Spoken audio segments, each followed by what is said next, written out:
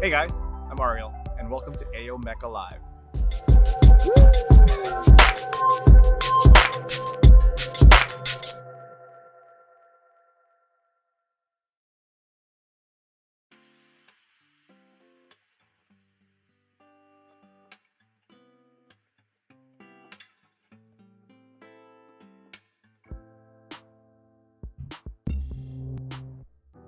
Hey, good evening guys. Welcome to another episode of AO Mecha Live. Tonight is Backlog Builder Wednesday, but we're gonna do something a little bit different tonight. We're gonna be looking at tools, different types of tools that I have, different projects that I started that I figured, you know what, maybe throughout the course of the next couple of episodes, we could tackle some of my project backlogs because it's growing out of proportion again.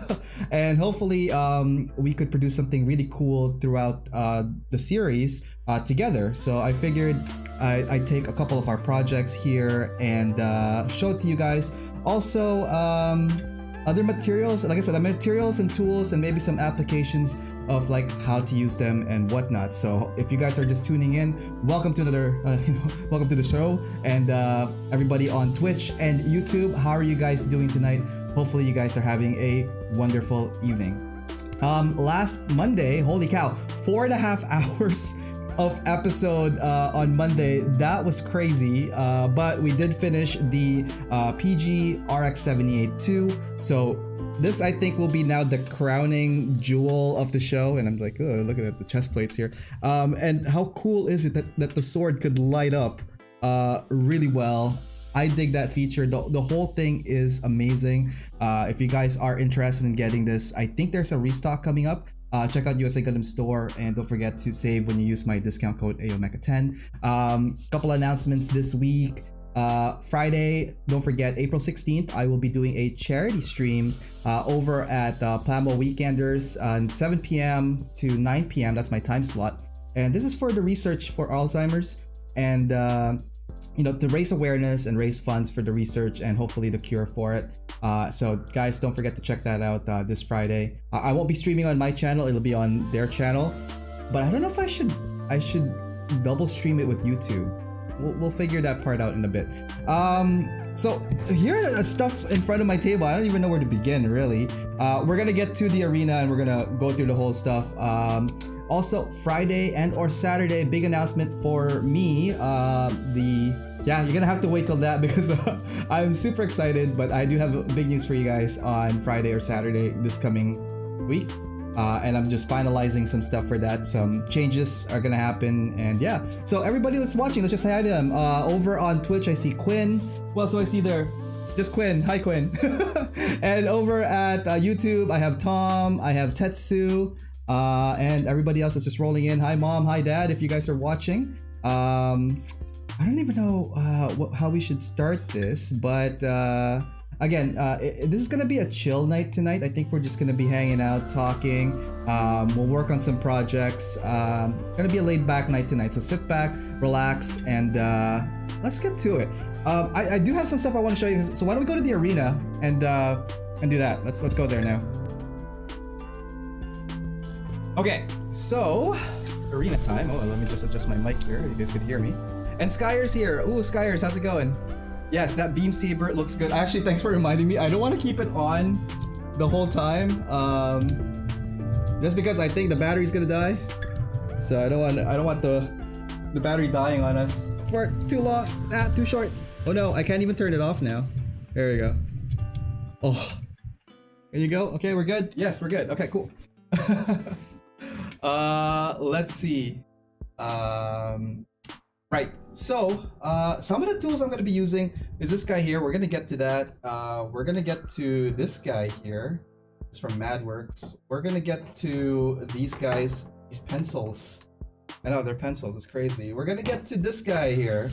And we're going to get probably to use this guy here. And our usual suspects will always be here. But I think they're going to take a backseat tonight. I don't think we're going to be using these guys tonight. So yeah, hopefully you guys are building too. Tonight's gonna be a chill build night. I'm gonna show you guys some of the projects that I have in front of me.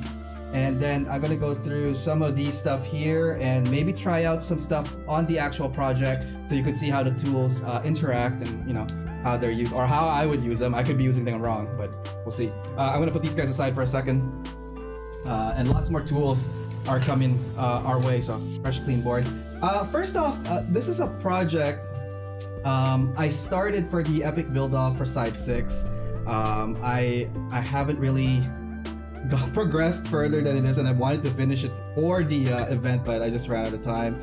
So just to recap, side 6 had an event called Epic Adventure, and that's where we used, I guess, kit bash kits to, or some kind of customization on high grades to be part of a party, like something you would see in Dungeons and Dragons, RPG, that kind of stuff. So this guy right here is a kind of my take on what could have been a tank character. I couldn't find the shield because I put it on storage, but this is a combination of several kits.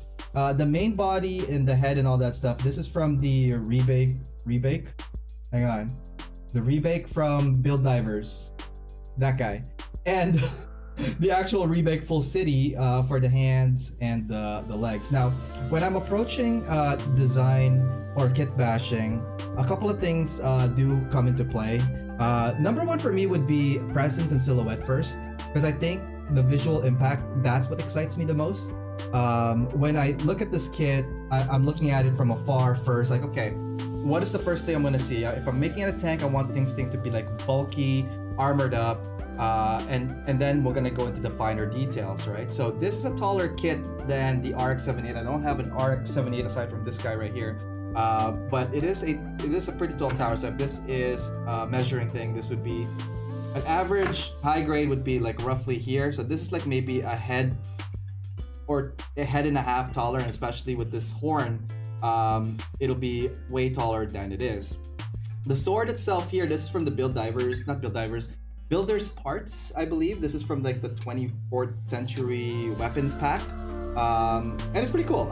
It is a very interesting sword. I really like it. And I love the asymmetrical blade, so it's definitely like a single side attack kind of slicer. Lots of potential to detail here as well.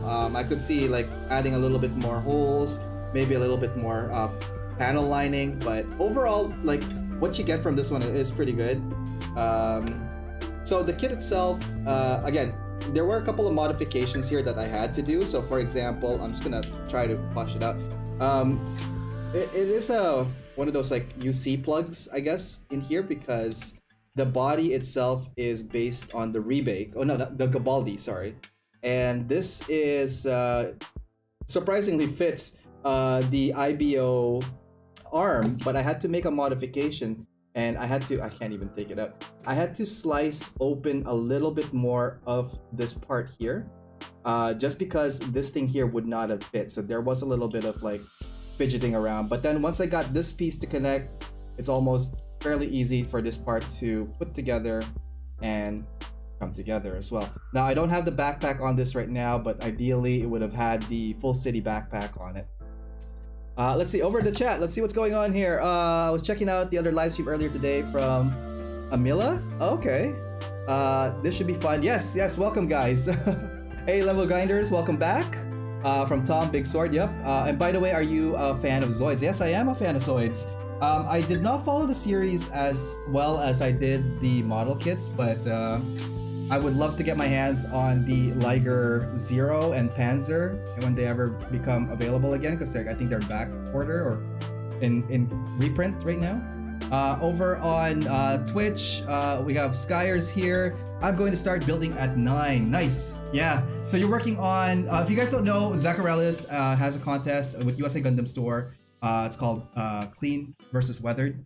And yeah, I think if you guys are participating, it's a really cool event. If you have not participated, I think it's still open, but it is coming, like the due date is coming up really fast, like at May, beginning of May, end of April. You have like 3 weeks left to do it. More information on Zacharellis' YouTube and USA Gundam's page if you guys are looking to do more information, if you're looking for more information on that. going paint up the RE1100 Jagdoga. Okay, cool. So you are going with the Jagdoga for your thing instead of the what was I thinking? It's not the Gabaldi. Jagdoga. What was the one you were working on, Skyers? I totally forgot. Gyaradoga. Yes, I know there was a Doga in there and I couldn't put the name on it. Thank you for that. That's gonna be cool. I built that that Jagdoga a long time ago. I sold it to Gus. Built as well for like the price I got it like for that. So it is kind of a rare kit. So cool. Okay, so this is one project. I don't want to spend too much time on that because I want to try to get some actual building time in, or maybe customization and using of the tools. But oh right, another thing too that is unique to this is the builder parts hands that I put in this.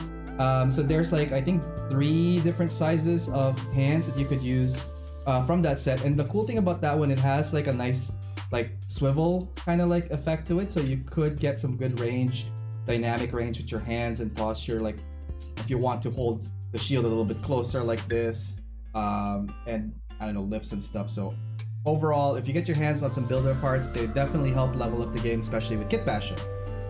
Okay, so enough about this guy and his sword. Let's see here. Not really a project yet. This is something I wanted to start for this show because I realized there's a lot of like nice surfaces. This is the Revive Guyane, and yeah, it is a pretty cool kit. It is well built, lots and lots of really good reach and articulation. This is though based on an older UC. The Revive kit is amazing. It has ab crunches, it has a good reach, and the cool thing about this one is like this hand here. Let's take a look at that. You could do the sword pose as if it's like pointing on it. So this one, really cool stuff.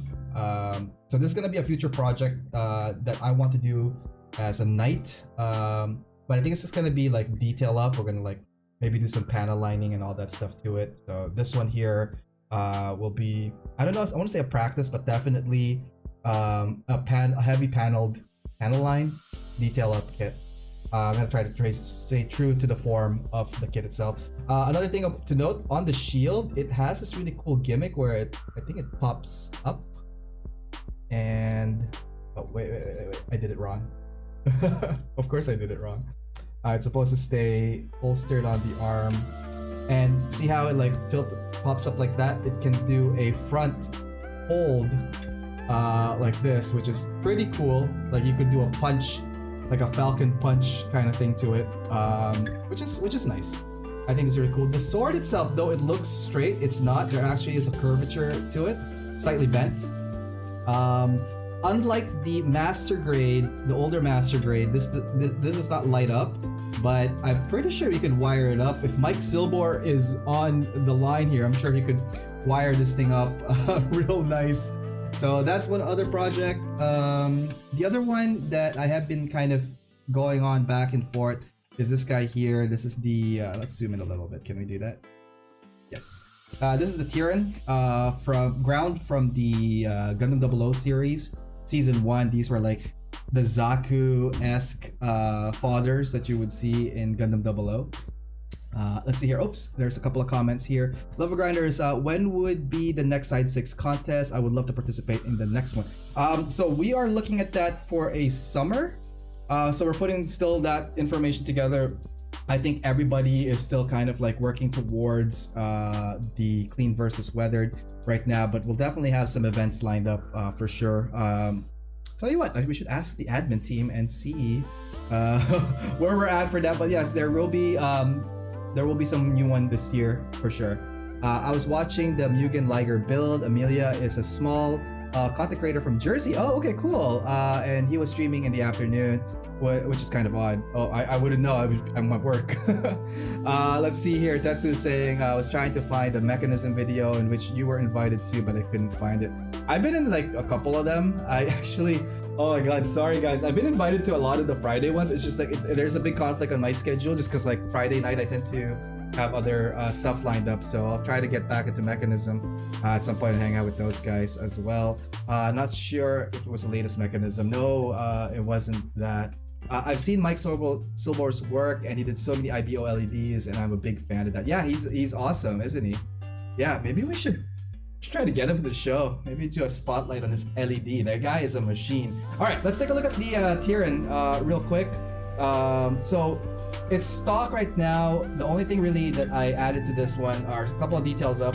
These ones are actually side skirts from the Easy SR. This is again for build fighters.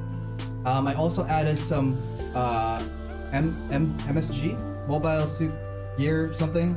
They're the quotable Kia ones. Basically, I put like a roll bar or a handlebar here because I thought it's gonna be cool. I think they could hang stuff up there if they have a sword or a gun or something that they could just holster that way.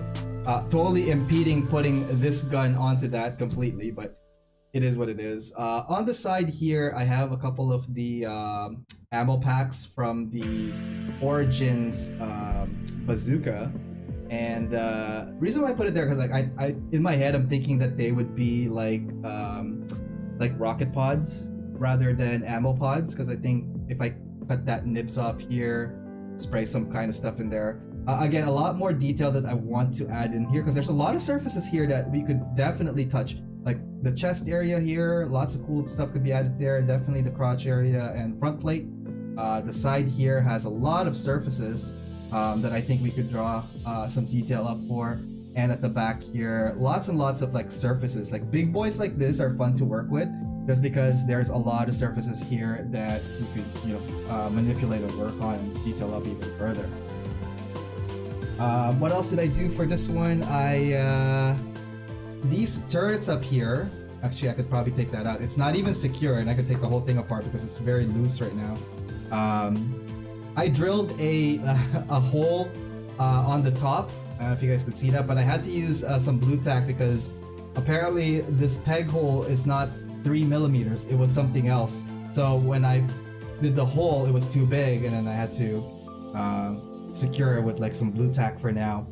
These two are from the RB79, the ball units from I guess Gundam.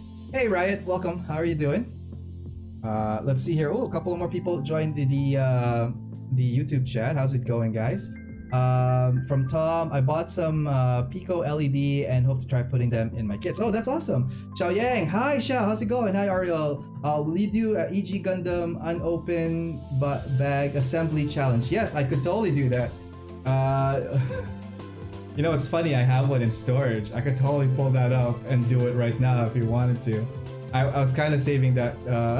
What kind of open bag assembly challenge? What do you want? What do you mean by open bag assembly, Zhao? Xiao Yang over at Montreal. Awesome guy. He was also in the feature builder episode season 1, I believe, or season 2. Oh, it was season 1. Yes. Awesome. Glad to hear that, Riot. Hey, Jester, how's it going? Oh man, it's been a while. How you doing, buddy? Glad you could make the show tonight. Okay, so anyways, just to wrap things up with this guy here. This is the Tyran.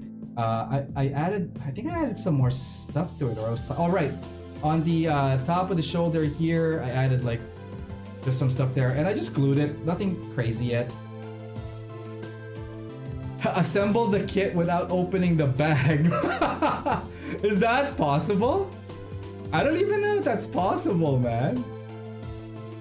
I'm gonna have to look into that. I don't know what you're talking about, Xiao. So this one we will also work on in a bit. Now, for Zacharias' contest, the clean versus weathered, I entered originally the Master Grade Tallgeese 3, and it was going well right up to the point where I got busy back with work and getting prepared back for the stream. So I had to abandon that project for a bit. Unfortunately, it's gonna go back into the Forever Whip backlog. But I did submit a substitute for it, so I'm waiting actually for Zach to like confirm. But I've heard that we could just before the entry date is finished. And the one I'm working on right now is this guy. So this is the original base for this is the GN Striker, and it's from the Build Fighters Try series, I believe. So this is where oops. It's still kind of like loose because it's like fresh, like some of the holes are not like tight yet. But yeah, this is what I've been tinkering around with earlier. So it's not fully complete yet. I've not fully built everything. Nothing is on that. But see how parts are like falling off. The arms here are from the thruster and fuel tank from the 30-minute missions, and that's the leg from that piece as well. What I liked about this part here is like the head has this really cool like helmet thingy. Yeah, I thought there would be a mechanism so that it will just pop back like that, but not really. So this literally goes on top of it and it just like sits on it. So couple of concerns right off the bat. If I paint the head inside this thing, the paint scratches on that is gonna be crazy. See, it's falling. It's a little bit loose, sorry about that guys, and I kind of like just did this quickly. I actually got these pieces just this afternoon as I was like tinkering around like how I'm going to build this. Definitely inspired by the Barbados in a way, just because of the heavy arms, but this definitely has a little bit more of a beastly presence now with the proportions. So I don't want to talk to you guys about proportions because like I said, when I look at projects before I started, in my head I'm looking for the silhouette. I'm looking for how is this gonna look like even before the details, because getting to the details, that's the other part. Getting it to a starting point where it's like, okay, cool, we're starting to get the vision together, we're starting to get the design to gel together. And this is like I was like going back and forth like different parts earlier on to pull it together. So right now the way this is gonna go direction, a couple things I want to change. I think I'm gonna change the feet, even though it looks cool. It just doesn't suit yet the arms there, and I want to see if I have the Barbados Lupus Rex feet to fit in this. I think that would be really cool. I put in these shoulder things, but I'm not sure if I'm gonna keep them because I don't want anything obstructing the design of the arm, because this is becoming now a feature of it. However, Nicolas Sayada Sanchez earlier pointed out that like, hey, what's going on with the arm? I don't know what we're gonna do yet for the arm, just because I want this to function, but I don't want to. I don't know yet. Like, I think I want to shorten this. I think this ball joint could be a lot closer to that. So that's something I'm kind of looking at. Maybe looking at some rods or something. And I don't know. We'll see. The backpack here is functional. There is something that could attach. Again, I'm just looking from the instruction. There is something that could attach here, which is this guy here for the back. It still might be an option. The other option is put the whole arm at the back and have like smaller arms in the front. Again, there's endless possibilities of combinations yet left to do, and I have like literally 2 weeks to 2.5 weeks to do this up and paint it. But I'm feeling that like this is a little bit more sturdy in design than I would have approached the tall geese, because like there are some plans for the tall geese that I'm like, I want to 3D print some stuff and I want to do some other stuff. But yeah, so here it is with the proportion, and just to give you like kind of like different silhouettes of the two, and you could see how this is very boxy, very big, very chunky, and then here we have a little bit of like a mix of like I guess curves and like natural elements. Like for example, the claw hands, the legs have like a slender feel to it. There's curves, which makes it like all the difference in design. And if we were to compare it with the Guyane, again, not just the color, if all of them are in the same color, they all have like that different silhouette that is very unique to them. And I think it drives like different, I guess, reaction and feeling when you look at it. So this guy here, I want it to be as heavy as I can with the, yeah, and it's a wider, I was just making the hip wider than tier. Yes, yeah, so this one here, I think we could do a little bit more. It's a ball joint in the middle, so it's kind of like, it might be tricky to extend it. So what I'm thinking is we're gonna probably fill this in and then have just a circular peg runner if we're gonna extend it. I think that would be cool. The arm here, definitely need to find something for that. So I have my spare boxes on the back. We're gonna probably go rummage through that and see if we could kit bash some of the stuff here. And let's see, I do have also some plot plates if we're gonna do anything of that. I don't know yet what we're gonna do tonight. It's kind of like a freestyle kind of night, Wednesday night. So guys, don't stress out. I'm not stressing out. Let's build stuff tonight. I think it's gonna be fun. If you guys are building some stuff at home, let me know what you guys are working on. I actually like the wider feet on the striker as well. Serves as home balance. Yeah, it is very, very balanced right now for it. Like it could stand on its own fairly well. It's actually, I'm surprised it's not that heavy. It looks heavy, but it's not as heavy as it would appear. And the connection for the foot to the leg, there's actually, I don't know if you guys could see that, but it's actually angled so that it's supposed to do like that triangle stance.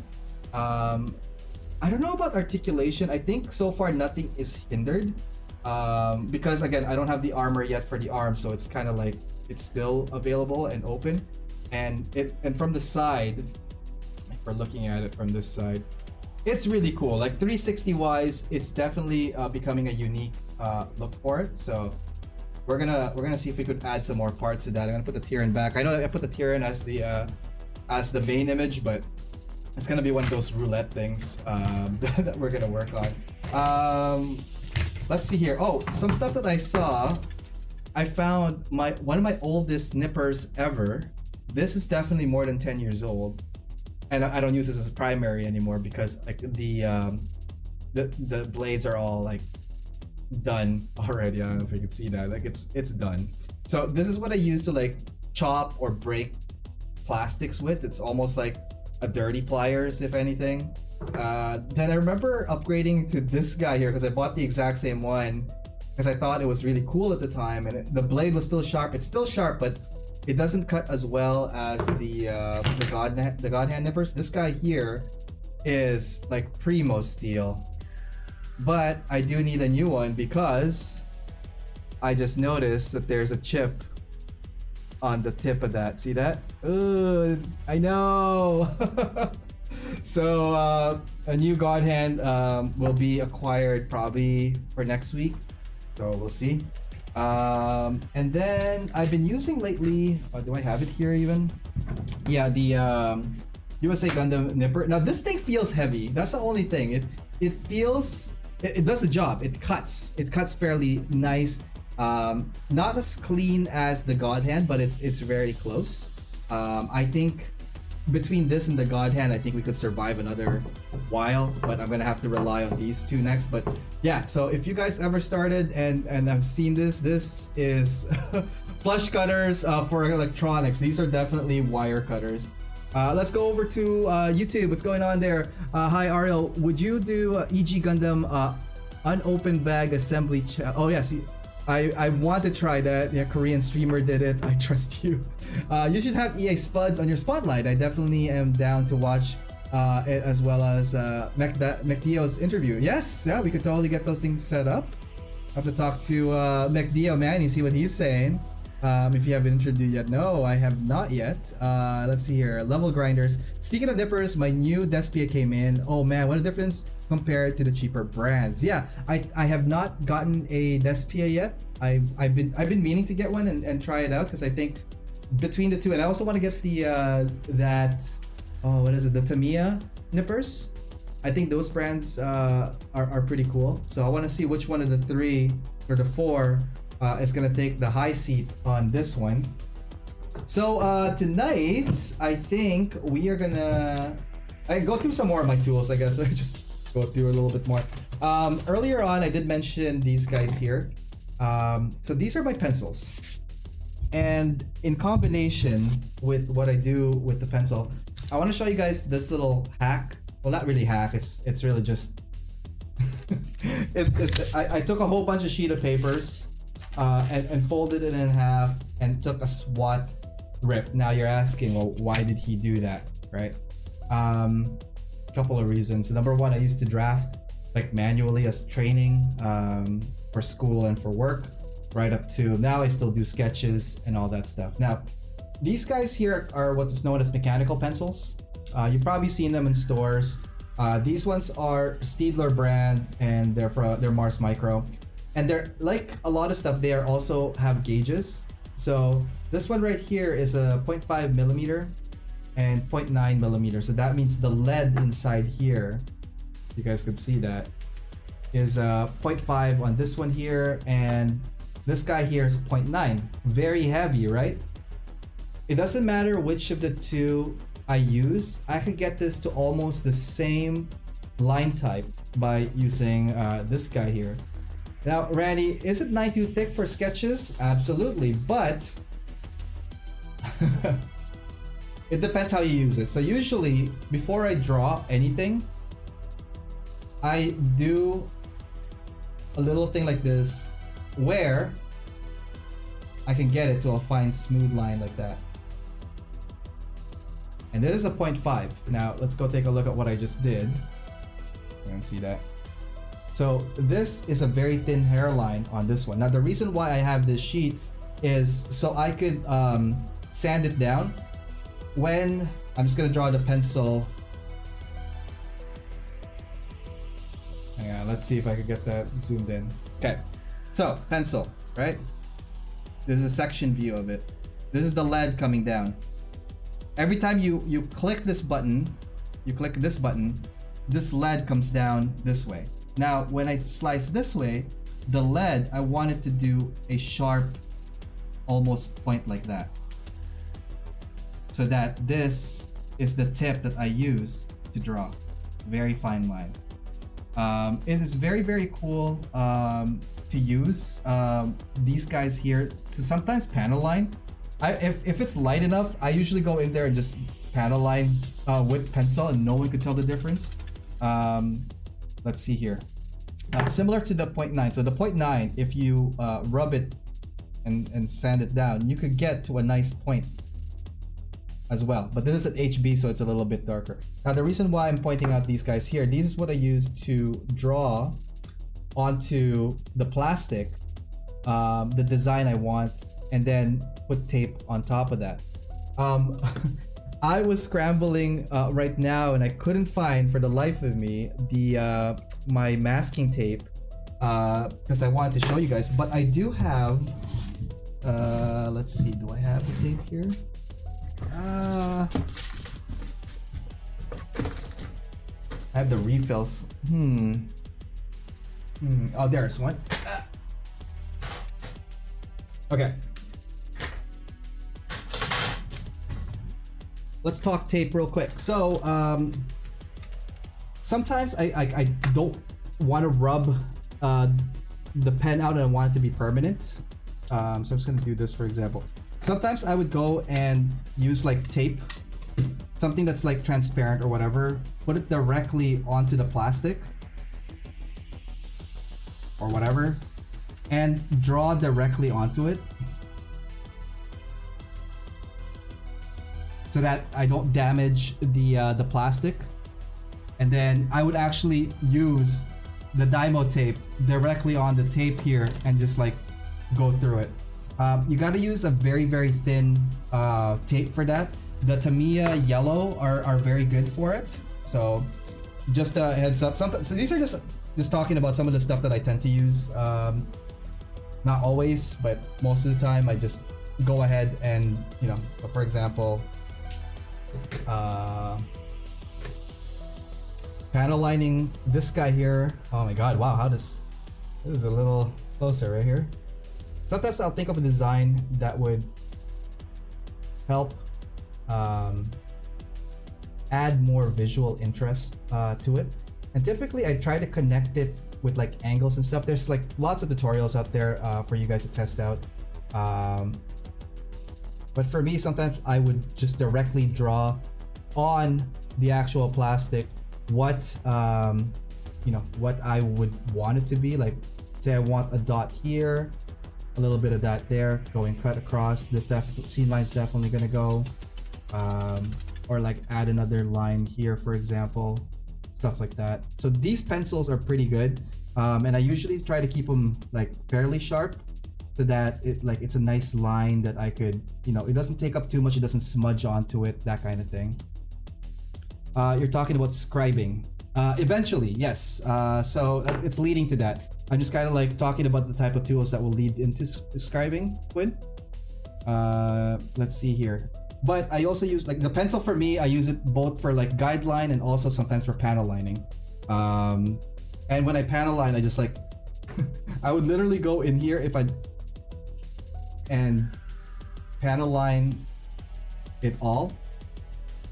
And the cool thing about pencil on plastic, you could erase it. It will do almost the same effect as obviously that wasn't clean, but like as a pen or whatever, but it's not as harsh as a black ballpoint because it's a very gray color. Now you're asking, well, if you're just panel lining plastic, wouldn't that erase? No, I'd probably put a clear on top of it, and when you put matte clear, it's gonna dull all that shiny stuff that's like going through, because lead is kind of like metally in color, like it has a reflection. So if we look at this guy here, if I tilt it left and right, you'll see that there's like reflection onto this. Okay, I heard drafting and AutoCAD. Yes, I do drafting and in AutoCAD as well. I'm just going through some tools, guys. Like I said, like there's nothing really going to be too stressful tonight. Oh man, building that PG RX 78 was very, very tiring. Not gonna lie. Gabaldi shoulder. Yes, it is the Gabaldi shoulder, but this is for the custom that I was working on. This is the Gabaldi rebake with the rebake full city rebake. I'm just using it as surface examples right now because I don't really have anything else yet to do for this. And let's see here. Scribing some tapes. Don't use this to scribe. If you guys are taping stuff, try to get your hands on something like this. This is what's known as Dymo tape. See that? Because so this is what. Have you guys ever seen like those label makers? This is what they use to print those labels, and it heats up, and then the white color goes through. So this is one of them, but it's also like sticky. So basically, the cool thing about this one, it's very thick, so that when you are placing this on plastic, it creates like a separating line that you could use to scribe with your scribers. Oh my god, we're gonna talk about scribers next. Okay, sure, let's talk about scribers. There's many different types of scribers out there. Also, don't scribe if you don't have a tool guide like this, or like a panel guide like this. Or I don't know, I picked this one up. I haven't even opened it yet. This is yeah, more upgrade kits. I think these are just to like mark up stuff if you're doing stuff. I don't know, it came and I was curious about it. I haven't really used it yet, so I'm gonna probably open that up at some point. Another one I picked up is carving tape or carving guide tape from MadWorks. So it works similar to this. I find that like this is very thick, like in regards to like you're getting this much volume of coverage. So what I usually do is I'll just go and cut and even splice it into 2 or even thinner, just so that I could get like, you know, a little bit more not just life out of it, but like easier to work with, and you're not, you know, taping this big thing and covering up every single, you know, piece of that.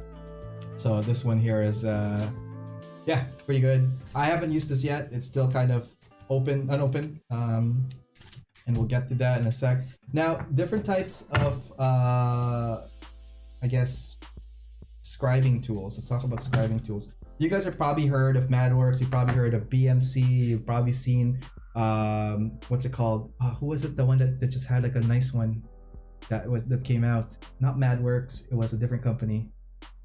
Krios also has their own heads to that, and we're gonna. Despa has also their own carving tools. And let's see. So typically you would carve plastic and all that stuff. This is styrene, and I'm just moving it here because I need to get something. And this is just a little toolbox that I have. Scribing, when I was starting off, I have this.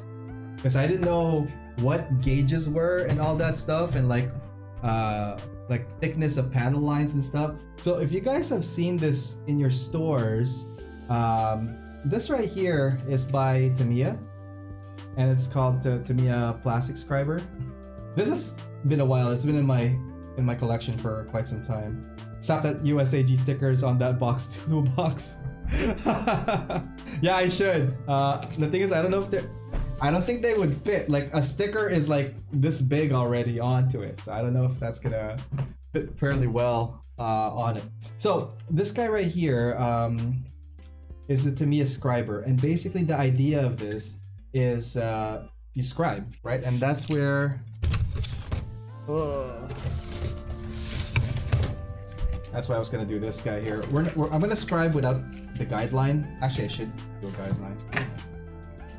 Just gonna do this real quick. Okay. Now, I just did a score there. Hang on. It's so white. I don't know where I'm gonna look at. Hang on. There. Do you guys see this guy right here? So what it did is, like, when I drew the line, it carved directly onto the peeling a little bit of the plastic, as you could see. I don't know if you guys could see there, right? So this is pretty cool, but like, it's very thick. So every time you scribe, it goes deeper and deeper. Now, what I like about the scriber, it does the job. It does exactly what it is. If this is the plastic surface, right? This is the plastic surface, and you scribe to it, it creates this like groove, right? But it's a V groove. So the deeper you cut, the wider the groove becomes, or the opening becomes, because the blade itself is in a V formation. So the deeper you go, the more plastic you carve out, the wider it is to the maximum length of whatever the carve is, but it's also gonna give you like this V thing here. So it's not really ideal for what we want it to do, but if you are just starting off on that, can't afford, you know, like the higher end ones, or BMC, or BMC's out of the question. Even I don't have that. That's a plastic cutter. Tamiya Scriber is too thick. Absolutely. I know that LB GTR kit from Aoshima has instructions for carving onto the body for the wider fender flares. Yes. There is use for this. I think if you're working with like rescribing something on a heavier or like a bigger kit, I think this works fine. I've used it myself on like bigger kits, and they work fine. That's why I keep it in the toolbox. In order to change the blade, you just pop that out. And you know what's funny? It's on the other side. I thought it was for the longest time a blade, but it's not. And I don't think I have it. Yeah, so there's like one left in the container. But I mean, it's still pretty sharp, so I don't really need to change it just yet. But just to give you a look at what's on the inside of this guy right here. Put that back. I also realized that like my Krios scribers, Nicolas Tejada Sanchez has them, because I let him borrow before the pandemic because he was working on a project. Oops. And he hasn't returned it yet. But he better be using it. So while he has my gear, and I needed to do some stuff, I ended up getting the MadWorks scribers and the pen holder. Now, I've only used it several times, just because I haven't had a chance to work on a lot of projects. Oh my god, why are you... Come on, guys, let's... Yes? No? There we go. Because I haven't used the full extent of it on projects, which I want to do on the newer ones. That's why I'm checking them out. Now, these are a little bit on the affordable but pricey side, because so the holder itself retails for around 15-20 bucks, I think, something like that. 21 bucks Canadian. But basically, there's something special about it. It's a really nice and sturdy holder. So it has this like little clamp that you secure by like twisting and turning it and all that stuff. So it's just pretty much that inside here, and you turn it. What I like about this one is the is it this way or the other way? The other way. It spins counterclockwise on this end. The ergonomics of this one is very good, because like it does feel like I'm holding a pencil. Now these guys here, I have 2, 4, 6, 8 of their scribers, and they're pretty good so far. So I'm gonna take one out, for example. So it's kind of like this. And for those who haven't seen Scribers, now this is made out of tungsten steel, which is pretty sharp. And on the side here, on the label, I don't know if you guys can see that, but it says 0.2. So that means this is 0.2 millimeter in regards to the actual overall thickness of each of. Well, that will indicate the thickness of how much this thing can carve, and it can't go past 2 millimeters or 0.2 millimeters, which is pretty good. So I have like 8 of these to play with, and I have not organized them at all yet to what numbers they are. I was just busy or lazy. But the thing is, like, at least I don't have to guess because you could just read it directly through. Now, one thing here that I bought with it is this guy here. This is like a 0.0. Basically, it's literally a needle kind of thing. There's no point. It's like freehand draw, whichever way you go. And now, with our sponsor, Gun Primer, they've sent us this guy here. This is their own version of a scriber pen. So it's a mixture of this and this into this system that is similar to this system here, right? So again, if you're used to like pencils and handling like, you know, vertical tools like this, this is almost all the same. Now with Gun Primer, we're gonna get to that pen in a second. Very interesting is that I don't even know if I have a replacement for it, but if you press it, I don't know if you guys could see, but that is also a little needle blade inside there. From their description, it's made out of like, you know, the most toughest of steel, and it's not a full circle. There is like some angular chop to it as well, which is pretty cool. I've used this before, and it's really nice to like draw whatever you. It's so hard to see because it's so fine, but it's hairline. Literally, if you want to draw something freehand, you could use this and scribe whatever you want detail onto them. But again, it's such a hair. I don't know if I'm gonna use this again, but it's such a hairline thing that, you know, I don't think this is definitely like a more detailed tool. You're gonna have to go in there and like detail stuff. So that's why I use this at the very last if I need to like carve something really, really small. Rub some graphite on those cuts. Ooh, good idea. Thanks, Quinn. Let's see if we could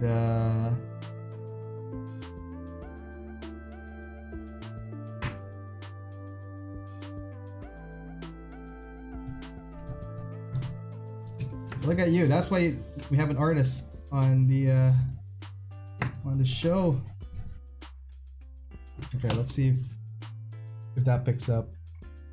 You guys see some of those. I'm gonna do a little bit more scratches, I guess.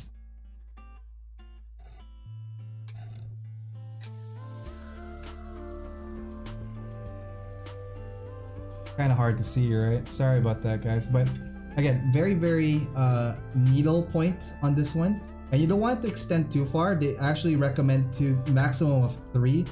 But I usually go like 1, 2 and call it, because like I don't need this to be extending out that far. Plus also with like a shorter needle, it's easier to kind of like maneuver and it feels like it's not gonna break. But this is very... I hear that scratching sound, so ASMR. What, like scratch like this? Like, I didn't even know you could pick that up.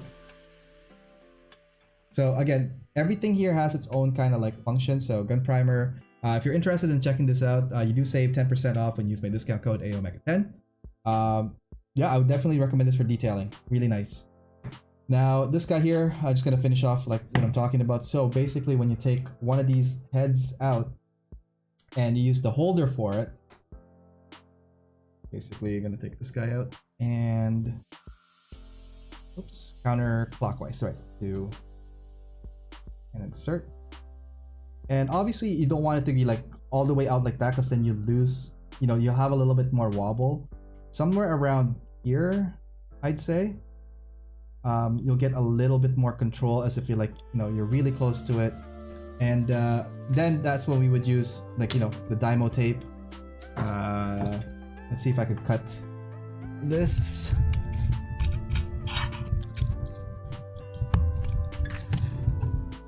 And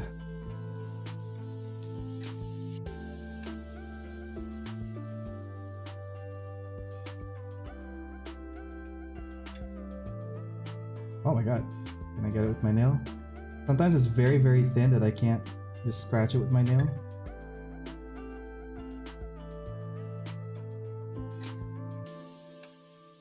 Okay, I think I got. Oh no, we went back. Oh, I should have chose a different corner.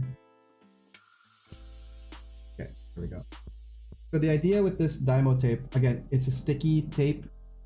Once you get this thing released, this is actually pretty sticky, but you could reuse this. I mean, you reuse this about, like, you know, like 3 times, I'd say.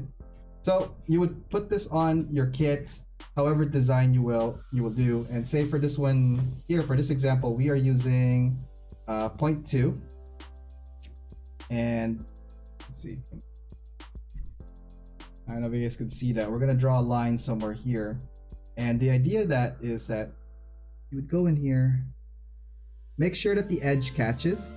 On the first pass, you're not gonna like press it hard. You're just gonna like give it a nice score.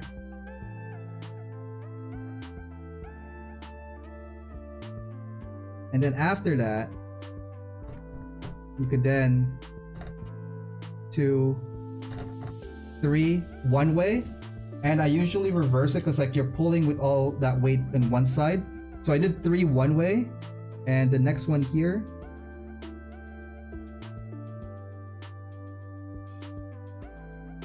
One, 2, 3. What? My dyno tapes usually are single use. No, it uses twice at least. So you will get like, oops. That's a rough cut. Hang on. Oh yeah, we should totally just rub it. But then, obviously you're gonna get all that dark spot in there. Just to give it. But the idea is like you're gonna get like a straight line, and that's what you want to get when you're panel lining. Again, it could go from different gauges depending on what type of head you have here. So sometimes my tapes slide off while scribing. Happened when I work with my Hekija. Oh, that's unfortunate. Yeah, like sometimes you just gotta make sure that like, so you scribe around 6 passes. Yeah, around there, because I don't want this thing to go through. And also this is a very thin kind of sheet. I don't want it to go like fully through. But if it's a thick enough plastic, and if you don't, if you think it hasn't gone through properly enough, like it all depends on your pressure, right, guys? Like for me, I usually go 3 one way, and then I turn it around, and then 3 the opposite way. So that's what I would do for when I scribe. But then later on, just like when you see it all clear, just do another quick pass, like freehanded, just so that you could clear every crevices in there. And then, yeah, that's what we would do.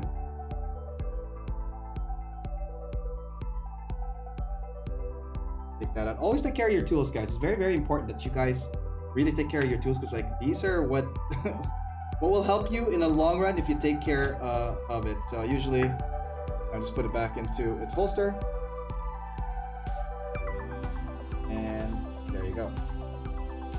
Okay, so we talked about scribing. Let's talk about drilling. Okay, so for drilling, and we're gonna use this exact but this is, I don't know if you guys can see that. Can you see that? Nope. This was the template I had for a side 6 base. Oh, I don't know if you can see that. Anyways, that's one. Okay. I want to talk to you guys about, well, not this guy. This guy here, just buy 120 of these, and I've not, I don't know how far I got all this still happening here. I have not had to like buy any new knives because of this. So this is the type of blade I use with my dollar store holder here. buy a lot, stock up once, and you don't have to buy again for a while. Off topic, spoke with Jonathan earlier today, and I offered to be on Mecha Pew Pew for not only to talk about G-Savior, but also talk about video games of Gundams and other Mecha series. Oh, cool! I'll have to talk with John about that. Okay, so let's look at these guys here. God Hand brands. Let's keep reusing the exact same 5. Yeah, if I ever, I need to get the diamond shaver to keep it all like clean and stuff. Can we talk about that next time, Quinn? So these two here are God Hand drilling tools. They're almost the same, but they're actually different in function. Okay, so on my right here, actually no, let's start with my right here. This right here is kind of interesting. So I have a 0.1, 0.15, 0.2, 0.25, and 3. Very important to know these numbers because that's what will help you when you're drilling stuff that you want stuff to connect. Okay. So in a typical, let's just use this as an example. Connector ports, this is almost universal. That a 3mm hole is what like the 30-minute missions and most high grades use to connect their ports to, right? So for example here, this little nib that you see there is what connects it to that. And say I want to connect this guy to somewhere here or here or here, we have to drill a hole, right? This is where the numbers start to matter. It depends on what hole it is. Sometimes the hole, and like I mentioned, like the tier in here, the hole for the peg on that one was less than 3mm, so I should have gone with a 2.5. You might also want to use a, I don't know if I have it here. I do. Another set of tool that will help you with that, and I'm just totally just talking about tools tonight. Digital caliper. On this side here is like the micro stuff. So this is like, again, very cool to have and use. So this one is for the open, and this one is for the close. And this is what will gauge, you know, if it's calibrated, what that is. So you see that it's like 3mm, 3.2, but really if I press on it, it's like 3mm. Okay. So again, something like this, measuring caliper goes really well in your kit in your kits if you have them. It will help you avoid a lot of mistakes when you're drilling holes. And again, that number you should correlate with this number. And I did not use it for that. And again, lessons learned. Now, the cool thing about this particular set of tools, let's see here. I don't know if we could get it, but like I want to show you. I'm gonna take the biggest one, which is a 0.3.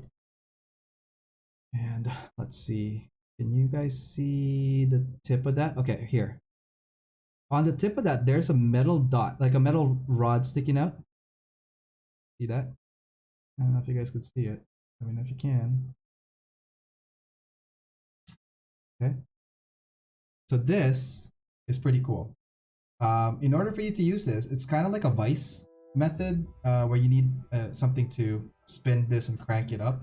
So we're gonna go and where's the toolbox? Here it is. And let's see, what do I often use for that one? It's been a while since I used it. Did I use this guy here?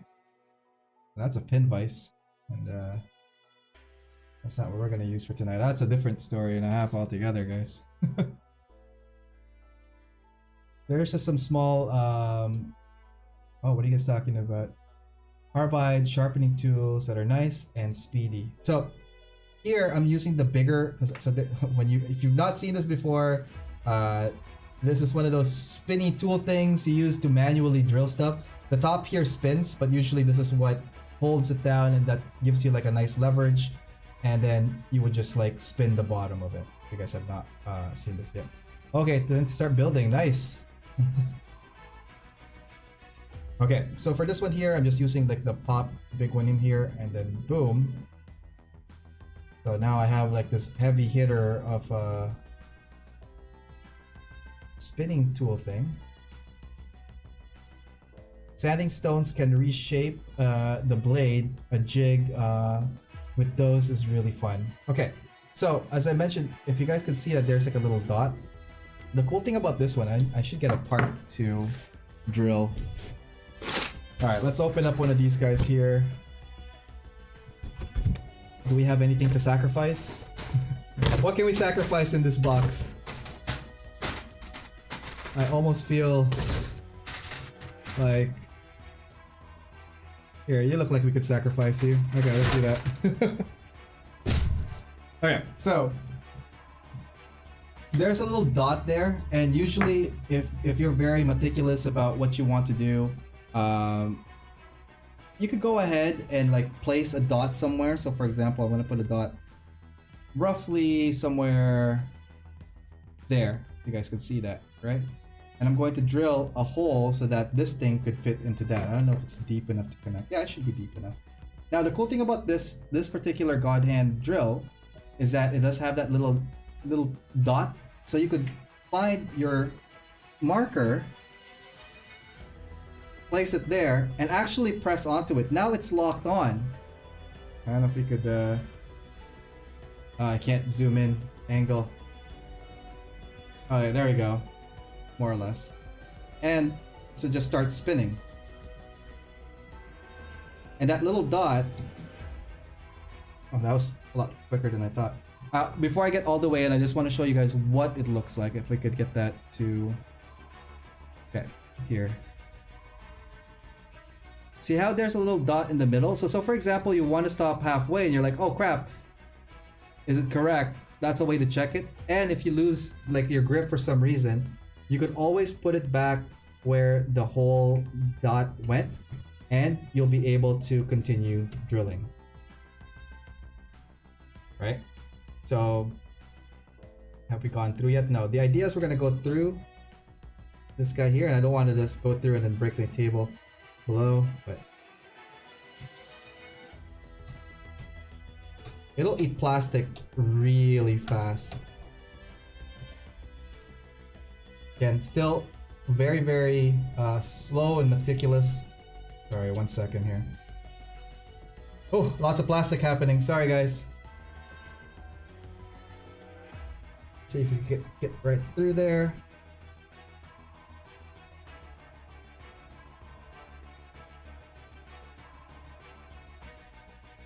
Okay, cool. So we've broken through, and I'm just gonna go ahead and kind of just clean that up a little bit. So there you go, like a nice clean hole through it. Oh, let's zoom out a bit. Right? Okay, I lied. I'm gonna watch my hero, then start building. Okay. So ideally, if that's 3mm, this thing should connect like so. Ah! It's not deep enough for it to connect. Let's see. Yeah, it's not deep enough for it to connect, but let's see if this guy does. There.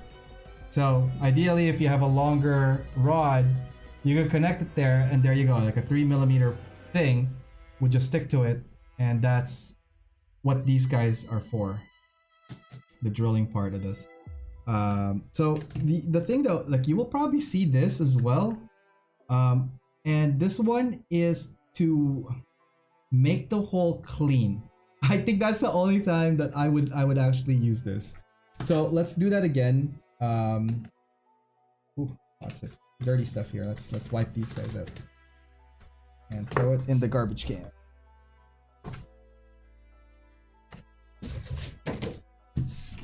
Okay, let's get back to it. Okay, so we were talking about drilling, and you know how I went through it. Now, what if I don't want to go through? And as I mentioned, you're gonna get that dot, right? So we're gonna match this up with a 0.3, which is the biggest one also over here. And I kind of went crazy and bought all the other points, and I don't think I really actually needed them. So this 0.3 and this 0.3 are matched. Oh, sorry. This 0.3 is just a flathead. There's like no other dot to it. Whereas this guy here, like you'll see that there's like a little metal notch right there on the top tip of it. You can use the other points for detailing. Yes, absolutely. That's what they're meant for detailing as well. So if there's a circle that you want to create, these are the tools that you will use to either make circles or drill holes into. So for this one, oh, why did I take that out? I was gonna totally use it. So, well, we're gonna get back to that. I'll just use this whole thing as an example.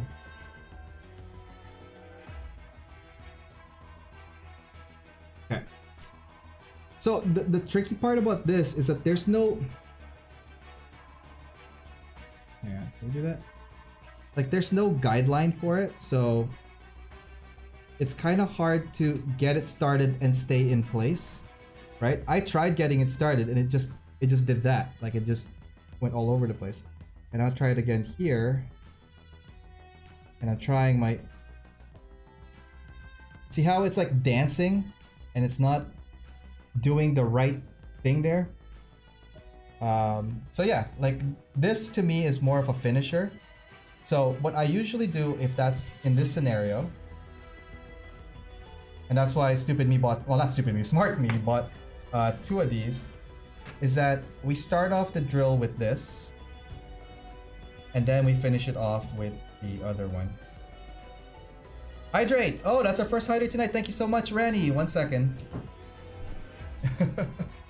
I forgot I had water, so we have this red jug that we're using.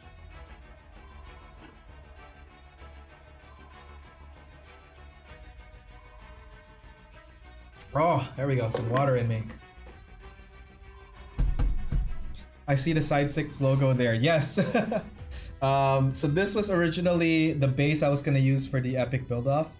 I printed, so this is all designed in CAD, and then I have a what do you call it? A cutter printer, and it carved it. This is a 0.2 millimeter plot plate that you're looking at.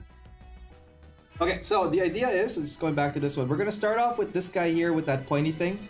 I'm gonna flip it to the other side so we have a fresh new thing there. And what I'm going to do is I'm gonna just pick a point and start the drill. But only like that, like literally like just a couple of turns just to give it that groove. I should do a little bit more. To get rid of that excess stuff there, I just spin it backwards and you gotta get that. But the thing is with this, there's a dot. I don't know if you guys could see it. But there's gonna be that dot in the middle, right? So ideally, then what you would do is get this and pretty much clear the dot from there. Okay? I'm not gonna get into that because that's you guys kind of get the idea of that one. But I'll save it for in a bit. Okay, what else are we gonna talk about tonight? I wanna try kit bashing stuff in other parts, eventually. So hang on, gotta make sure that they go in the correct pile. Again, taking care of your tools is important. Have a toolbox, have a place of refuge for these guys. Make sure they're well taken care of. Let's see here. We have a couple of questions over at our comments in YouTube. How's it going, guys? Let's see here. So do you scribe around 6? Okay, we talked about that. You have enough blade to reenact the fight between Risotto and Dipio from JoJo Part 5 in real life. Pro tip, don't actually do that. No, I won't. Let's see, Neon Wave, what does that mean that you'll be on the show? Nice. Yeah, we'll see if we can get Neon Wave in there. The man, the myth, the legend himself. Let's see, Tetsu, those can also be used for panel line scribing. I would not recommend these guys at all for panel line scribing. Not whatsoever. These are not meant for it. Get tools that are meant for whatever it's supposed to do, and trust me, it will save you a headache later on. This are for literally making holes and drilling and making circles. Tiny little circles for our scale model. Let's see. I've only offered my services. There's no set date yet. Yeah, so right now, just to give you a heads up, Mecha Pew Pew is on break. We do have some stuff lined up, but like we unfortunately can't get to them because we have some priorities in both work and life that is kind of taking precedence. So, but we will get back to that, more announcements to that to come. Let's see what happens when I get a webcam and a better internet connection. Ooh, there you go. Tetsu, and for panel line scribing, would flathead work like a screwdriver? I wouldn't recommend it because I think okay, let's talk about flatheads real quick. And I know I'm taking my trusty paper. And the cool thing about this one, once I'm done with it, I just toss it out and I got a fresh new one, right? Okay. So, flathead screwdrivers. They're not really sharp. The reason there's the gap here. Okay, and I'm doing a side section of this one. If this is the handle, and this is the tip of it, I'm literally blowing this up, and I think that there's no edge here to make the scribe. Whereas if you have a scriber, it does this thing right here. It's something like that, so that this point is what carves out the plastic. So big difference. I would not recommend a flathead screwdriver for that. Let's see here. Hey AO, Tom, yes. What do you have? Do you have any recommendations for a relatively cheap pin vise and drill bit set? I got a cheap one on Amazon a few months ago, and the drill bit can't even go through plot plate. Oh, that's weird. Let's see. What do I have here? Is it in here? No, those are blades. Sorry, let me zoom out real quick. I want to see if I have my own set of pin vices here. Are these it? No, that's a blade still. This one was a homemade scriber. So I don't know where I got this from, but I don't think this was the purpose of it. But I just took I grinded the tip of that to make it to a point. I would not recommend this. This is just literally to poke stuff with now. Joe Inferno, hello, hey, it's been a while. How's it going? Awesome, I'm doing well. How are you today, man? We're just talking about tools and stuff. If you guys want to talk tools and shop, tonight's the night. We're just gonna go through whatever tonight, you know. Maybe you got drill bits that were for cement.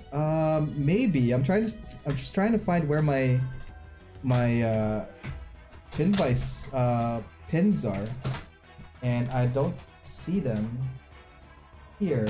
Hey Quinn, any advice on the type of pin vise to get?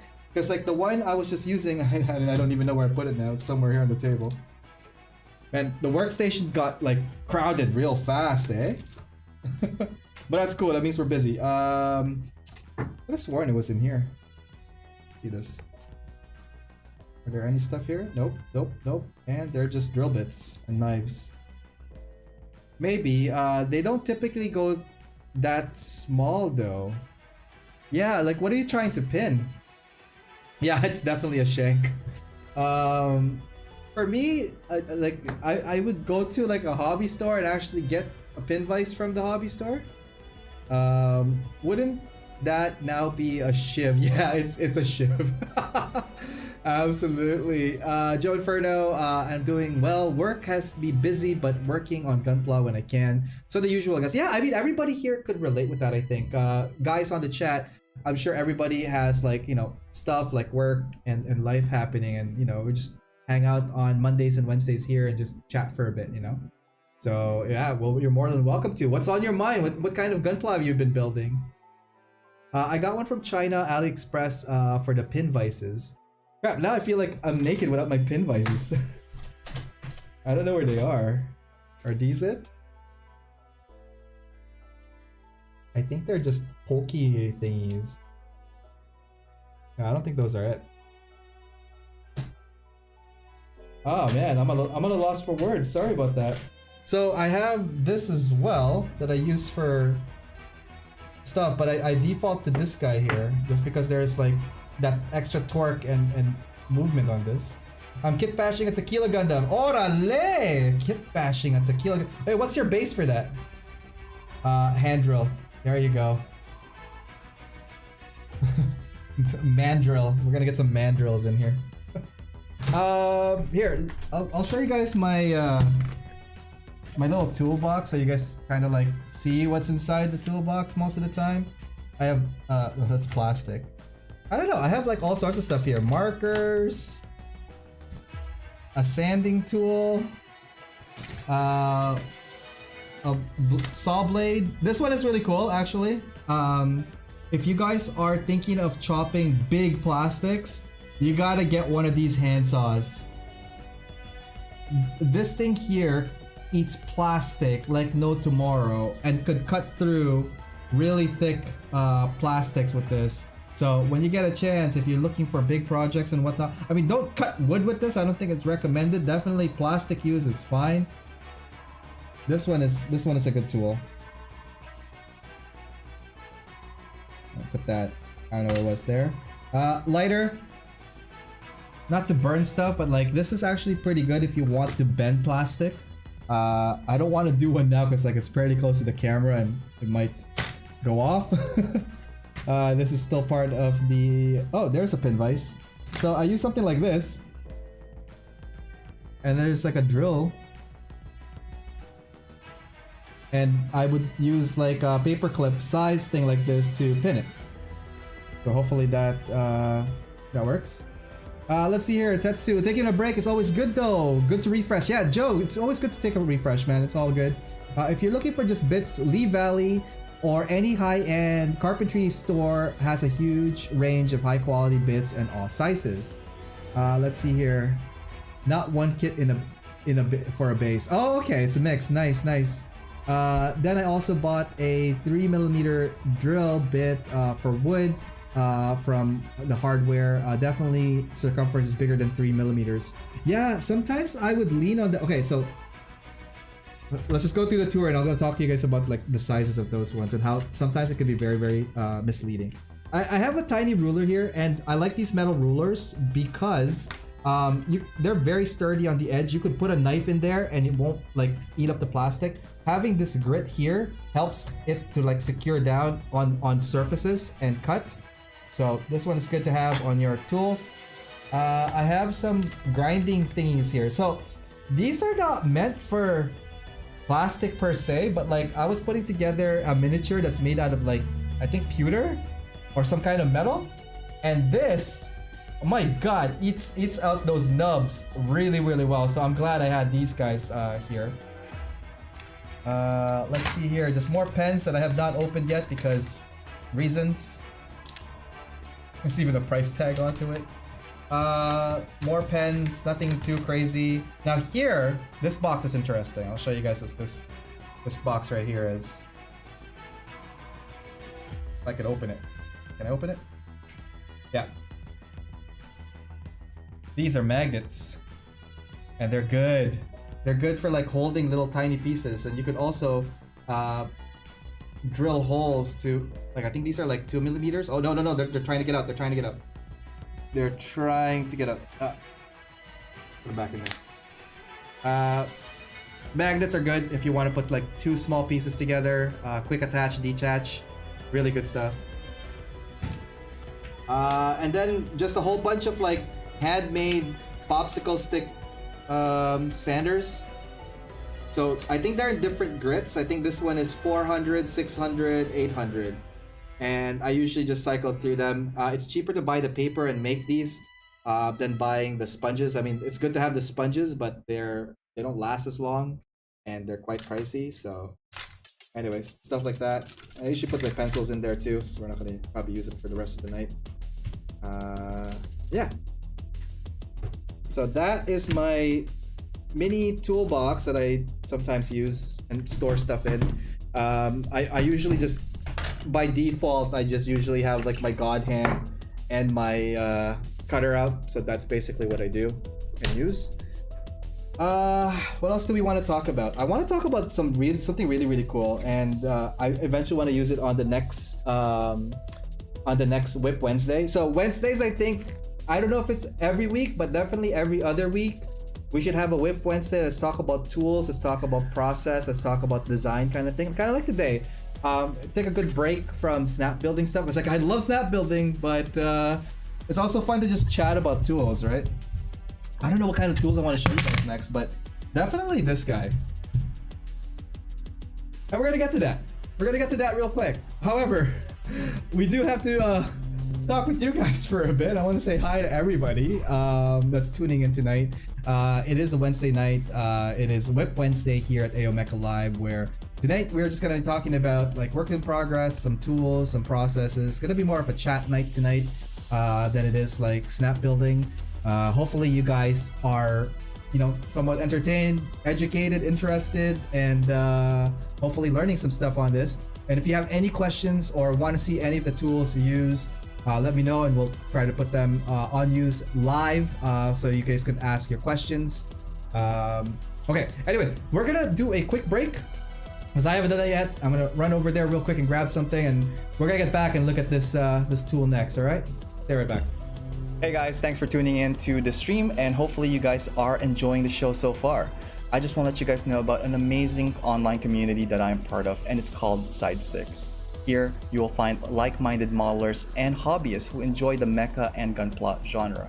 We encourage posting of whips, projects, and tutorials to help each other move forward in our hobby and in our community. We are always open to new members of all skill levels, so come check us out at facebook.com/groups/side6.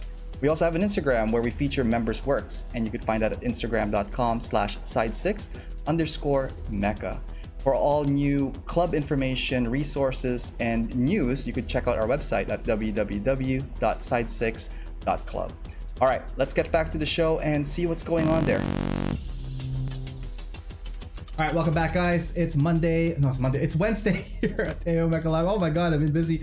I do have to jump on a call in about half an hour, so we're just gonna try to see how far we get. Wow, an hour and a half passed already. It felt like literally 15 minutes I was just talking with you guys. I want to say a big shout out to everybody in YouTube and on Twitch. How are you guys doing tonight? I see Joe Inferno, I see Skyers, I see Quinn, I see Randy, Riot earlier on. I think he's still around over on Twitch and on YouTube. We have Tom, we have Tetsu, we have Neon Wave, we have Andrew Ewell just joining us. How's it going? We were just talking about a tool before I went on break, and we're gonna get to that real quick because this is actually a fun tool that I want to talk to you guys about. But before we get to that, and I totally forgot to talk about it, this coming Friday, guys, don't forget, I will be part of a charity event over at twitch.tv/Plamo Weekender. It is a charity event to raise awareness and to raise funds for Alzheimer's disease. I won't be streaming on my channel. I will be on the Plamo Weekenders channel for that duration. My slot will be Friday the 16th, and it's going to be 6 p.m. to 8 p.m. Central Time, which means 7 p.m. to 9 p.m. on Eastern Time. So if you guys could come check it out. More posts of that to come tomorrow. I think I'm gonna do a good social media blast for that. Please come check me out. There's a whole bunch, or check out the whole thing. Actually, it's a whole weekend, 16th to 18th, 3-day marathon stream brought to you by Plamo Weekender, Bad Gunpla, if you look him up on Instagram. Jason has been really cool to work with the last while, and again, hopefully a big success, which I think is going to be a good turnout. But it will be even better if you guys could come out and, you know, show some support on that. I will be asking tomorrow what I'm going to build on the show, because I have a couple of things in mind to build. I have a 2-hour slot, and you know how time flies by when we're building stuff during line, so I'm probably leaning on a couple of high grades just so that we could start and finish it during the show. Come hang out, come chat with us, maybe meet some new folks along the way in their chat. So more info on that to come the day of and leading towards it. Okay, let's get back to the arena. And let's check it out. Now, somebody said paper cutter. Who said paper cutter? Is that Tom? Tom, did you say this was a paper cutter? Yes!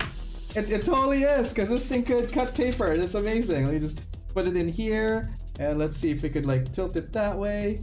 Right here. It cuts paper. It's amazing. No, it can't cut. Can it cut paper? Yes, it can, but it can't. I had to rip it. Let's do that again. Can we cut paper with this? There we go. Now with some force, it can cut paper with this. Yes, it can cut paper, but this is not for paper. We are going to use, let's see, is this a bigger board? Let's use this guy. This is a styrene. This is a I want to say 0.2 or 0.3 millimeter cutter, styrene. Ooh. And the blade on this is very sharp. Okay.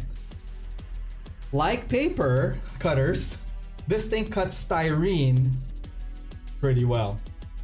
All right. This is what's called the chopper. It's by Northwest Shoreline. This, I was hesitant to get this tool, not gonna lie. I was like, I could cut my own stuff, or I have like pre-made cut stuff that I'm just gonna do. No, completely wrong, completely off, and I'm a very big believer on this one. So we're gonna do a quick, I want to say review, but like more so preview of what this thing can do. So this whole thing is made out of metal. The plate here is metal, this is metal, this is metal. The only thing that's not metal is this guy here, which is the cutting mat, and it's a very standard cutting mat. There's nothing crazy in that. However, this right here, that's a blade. It's a very sharp blade. I've actually been cut several times when I put my finger there, so be very, very careful of that. And the cool thing about this, it has like a whole bunch of like angles and arrows that like could guide you, or you could make even your own angle and whatnot. So let's go a little bit into that right here. I love this new arm, by the way, so I could like get really up and close onto this thing here. Let's see. So there are these clamps, usually to hold these guys here, and this is like what the guides are like. So what I usually do, I just keep it at 90 degrees so that I could cut lines pretty well. So say I want to do detail lines, like, you know, like, you ever seen those little nudges on like notches on kits? So for that, I'll probably use something like this. Let's go with this one here. I'm just gonna cut this part off so that we could get a nice fresh start. To me, let's go for 90 degrees right there, and we're gonna secure this. Now, having this secured will give you a consistent chop version of whatever it is you're chopping. So for example, we're doing that kind of line right there. Oops, sorry, it's being covered. Right? Line them up again. Chop. Right? And now we could keep repeating the process until we get how many things we need to make details. You working on anything tonight, Riot? Yes. Are you working on anything? How is everybody tonight, by the way? Okay. Right. So you kind of get the idea of like what this thing could do, and later on, if you want some like, you know, almost the same little dots, there you go. And this thing just chops it. You got to be very careful though, because like once you get to like the smaller pieces like that, it's kind of hard to get out. But this is a way to mass produce little objects like that. But that's just the 90-degree version, right? Now, say for example, we want to do a 30-degree one, right? So then you could then angle it to 30-degree to whatever degree you really want it to be, right? So for example, we're doing a custom part here where we're gonna need something like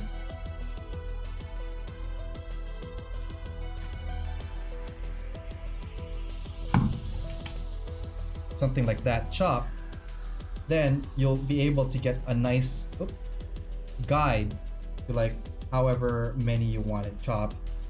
It's a little bit big right now. I'm just trying to give you guys an example of like, say for example, I cut that, and this one I'm just gonna freehand.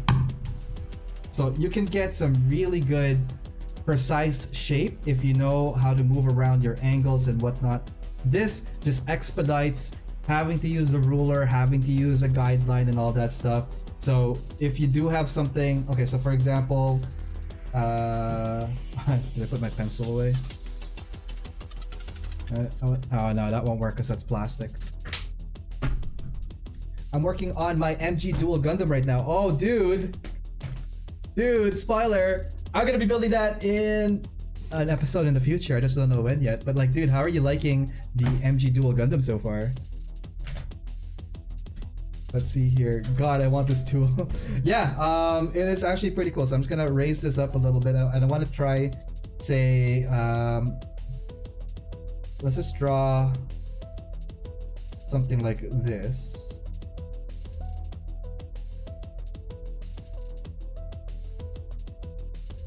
Right? Traditionally, you'd probably get like a knife to like cut all that off. Even I don't know how. But the thing is, like, I know where this thing scores because there's like a line right there. I can totally freehand it if I wanted to. Right? So I'm just chopping it off there, for example. I'm gonna line it up here, but this is only meant for like a one-off, right? And we're gonna do again somewhere here. And another one somewhere here. Let's see. It gets tricky once we get to the inside part, and I'll talk to you guys about that in a second. Okay. Now, I mentioned that I know where the score is happening, roughly. So I would try to line that up. And this is just freestyling it. Ideally, I'll be a little bit more calculative of what I want to do with it. Okay. So now that I've got that, and let's see, it'll be somewhere here. And you could also see roughly where the knife is gonna hit. I don't know if I could tilt it any further, guys. Hang on.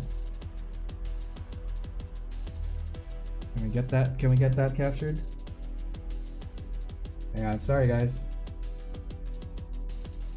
Not a macro lens.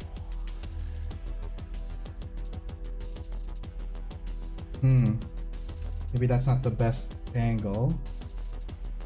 But anyways, the idea is we're gonna cut it like at the edge of that, and then there you go.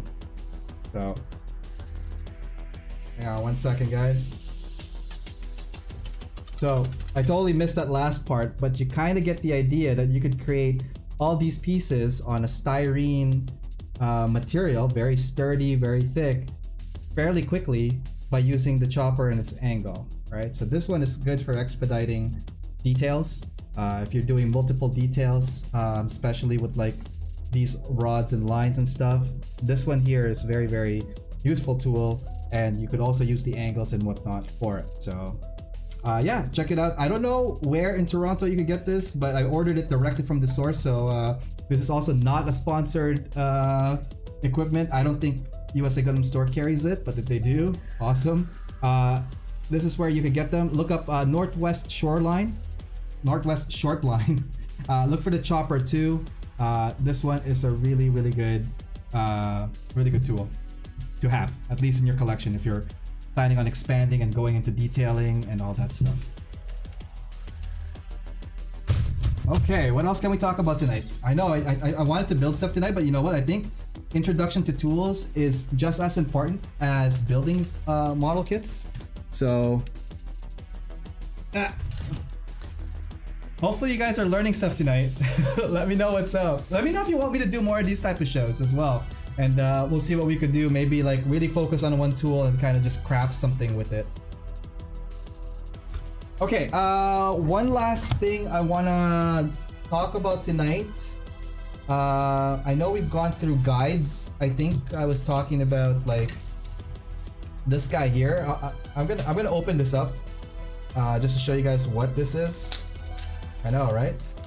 Just pop these guys open. So this is by a company called Model Upgrades Kits by Model Upgrade Kits AW, and this is a very thin metal thing. I can't even get the plastic out. And come on.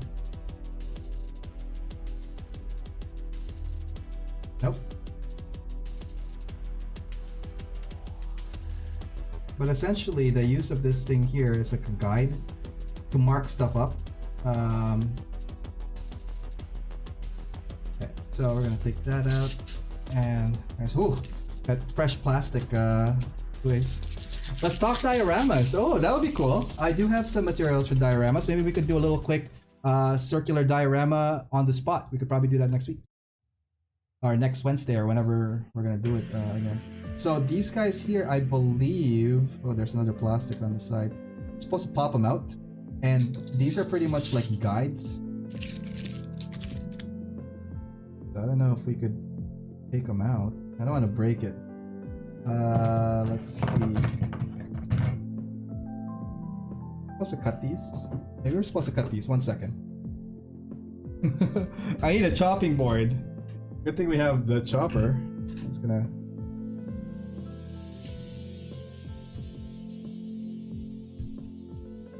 Okay. So these are really cool stencils. So the idea for these guys here is if you just need a quick guide for it, say for example any surfaces, and you just want that like quick guide here, you could do it like this, draw up your line, and then call it a day. So for quick and easy, mainly solid surfaces, I'd say this thing would be most ideal for, but I'm pretty sure you could like bend it as well, so just to get that precise guide onto things. Yeah, do that base for your miniature, Oriel. I know, right? So anyways, this is what's asked for. I'm gonna cut the rest of it off just so we could see what comes with this set. Again, this is not a sponsored item by any means. This is just like some tools that I've just been acquiring in the last while, I guess. So this one here is totally different than the other one, so it has like a different shape. Then this guy here, this one also has like hole making. I guess if you're looking for patterns and stuff, that would be cool for it. And let's see. I'm gonna cut this guy up here. And so this one here has some like weird angles as well, which is pretty cool. Hang on. Oh, you could also mark stuff up. I didn't realize that. So every little dots here and there are open. You could take a pencil and mark it with it or something. So that's cool. And again, just more patterns. I don't know when I'm ever gonna do that, but if you ever want to do some kind of patterns like that, there you go. And the last one here.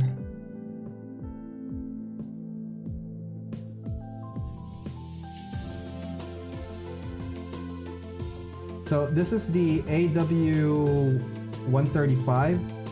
If you guys are interested in getting something like this for your collection, for your toolbox, I know I'm gonna be using this. So similar thing, I think, for this guy, but just like a smaller scale, maybe. So I need to watch some stuff online to see what that's used for. But otherwise, this metal thing is pretty much done. We don't need it anymore. Last thing I think here, whoops. Sorry, Mike. Oh my god, what's going on here? Okay. I bought this recently as well. Now this is pretty cool. This is the plastic off? Yeah. So this, I don't know if you guys can see, is a template maker. Okay? For tape. So where's that? I don't have my other tape, but I'm just gonna use this tape right now just as an example. I'm gonna use this guy right here. So from here, the idea of that is that you could go in here and cut like hexagon shapes, so you could mask patterns onto your builds. to whatever your heart desires. And I can't even see where I'm cutting anymore because... And I'm just gonna bring it back here. It's gonna do like a 3 hex cut, I think. Oh. Ah, I totally missed that one, but you get the idea. And the thing on that one is like basically you take that out.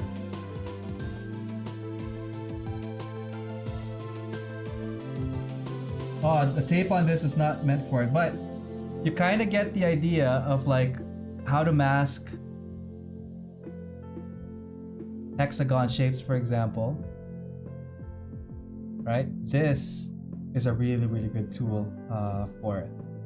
So something to consider when you guys are in the market, and if you're looking for some stuff to elevate, or even like the reverse, if you want a certain area to be masked or isolated paint. And can we do that right there? Right? See how the hexagons are cut? Pretty cool stuff. And I think this fits in the center of that, and that fits in the center of this, so you could make some really cool different shapes in this. It is made out of metal, and I would recommend using a very sharp blade if you are doing this, just so that you could do it. WWW, we suck it! Welcome to this to the Twitch stream. We're just talking about tools tonight, and yeah, that would be good for a build diver skin. Yeah, and there's a lot of stuff here. It's also two-sided. So one here, there's a star that you could pretty cool, like do whatever. Triangle, I don't even want to try that. Circle, if you're into like big circles, I guess. Some of these are for tanks, I think, or like for like World War stuff. I did not peel the back yet because like I don't think I'm gonna use anything on this side here. Maybe the square at best, maybe some of the numbers, but if you want to do square blocks, it has it as well here. So this is again something to consider if you guys are into masking stuff, and if you want some shapes, a stencil like this would definitely help. Alright, what else? Next week I think I want to talk to you guys about airbrushes and how I didn't clean mine. It's like a black hole in there, and I gotta clean my airbrush, so we're gonna probably do some airbrush stuff next time. I do want to try, actually you know what, we do have time, so I'm gonna try to get the kit here all done up and see if we could kit bash a little bit before we call it. So if you are a kit basher or thinking of getting into customs, having a graveyard of parts helps, because then you could get some pools and resources and all that stuff for your build. So for tonight, I don't know, I have a couple of like parts I think here that I have not used yet. I was hoping I could find something that we could somewhat use for this. Like these are from like the F91, I think. But the whole kit itself is from the IBO. I forgot the name of that kit now. What I'm looking for is to fix the arm, and I was hoping to get to that tonight, but the arm here is what's missing a little bit of life, because I think it's too long for it, where the hand is going. And it's too obviously like small, right? So the idea is I'm gonna try to look for a hand frame or even a leg frame to use on this. Now it's gonna get really tricky because of where and how this peg all kind of goes together. So I don't know yet what parts we're gonna do, but let's rummage through and see if we could fix the arm before we call it. So things that are important, we need something that has a peg, and we need something that has a hole in it. I know, right? Hole in pegs. Ooh. And it's gonna be tricky because like not all of the arms fit each other pretty well. So that's what we're gonna have to do. I think it's just too thin. It needs a little bulk. Yeah, and that's what we're gonna look for, like something to bulk it up for sure. So I don't know if it's gonna be there.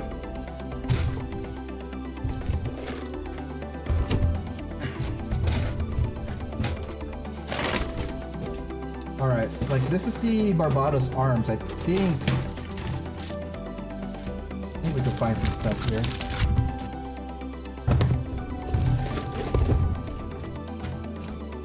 Because I was thinking maybe like where the arm connects, I think is roughly what this is. So let's see if we could pull that arm out and see.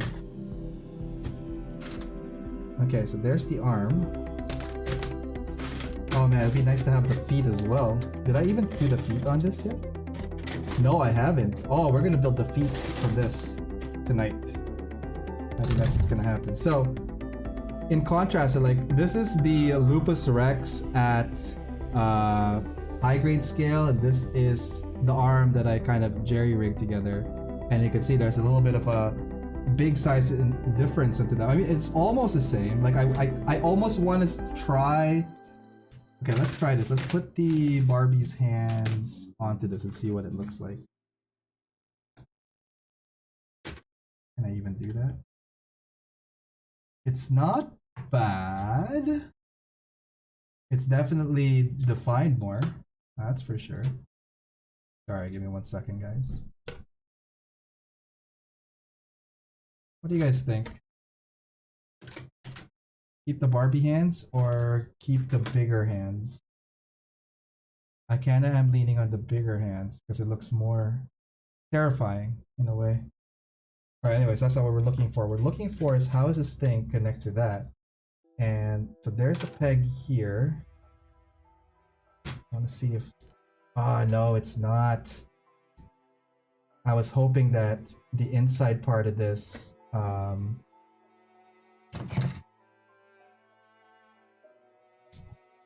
Yeah, the bigger hands I think is what we're gonna go with. Yeah, bigger hands. Good call, guys. Good call. So, no, it's not. We can't use it. I was hoping that there's a peg that connects here, like at that part. But no dice. Okay, looks like we might spare the Barbie's hands for now, so we're gonna put it back. Yeah, bigger hands, that's the consensus. I think it looks way cooler too with like that massive arm reach. So yeah, let's keep the bigger hands for these guys. But what I want to do is probably steal the feet if possible. We'll put the crown. Oh my god, there's a lot of parts in here that I didn't even realize. I almost want to say like maybe this could go here. Something like that. Might be cool to cap it off. Okay, so the trick is we need something to connect the arm to this. And the arm itself is a peg like that. So, oh, that's gonna be tricky. Already from the get-go, we need this arm to connect first. And then secure the lower arm to it.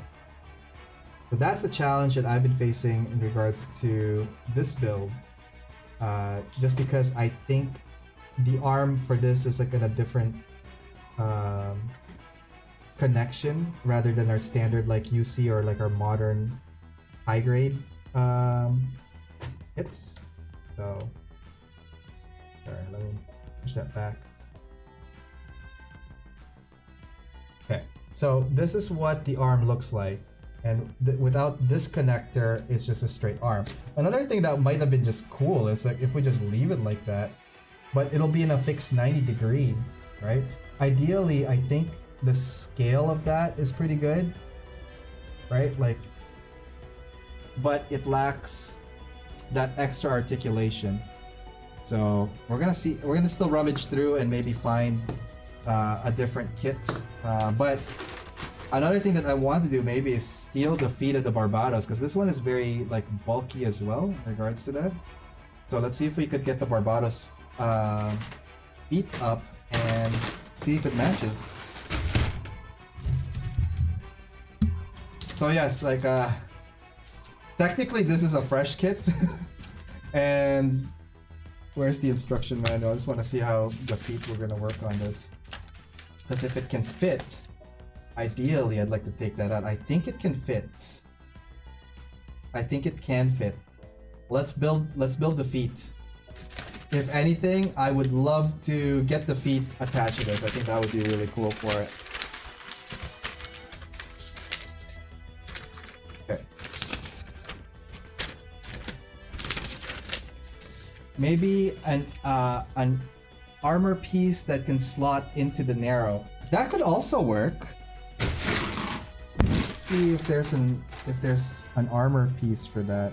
Okay, this doesn't have an armor piece because it's just a cover.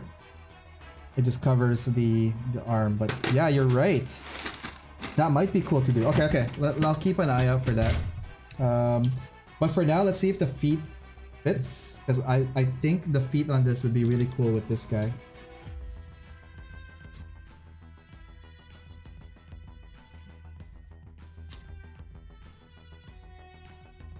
I could already tell that this is gonna look good on it, if it works. It'll definitely give it like that nice monster kind of like feel to it. I want to say.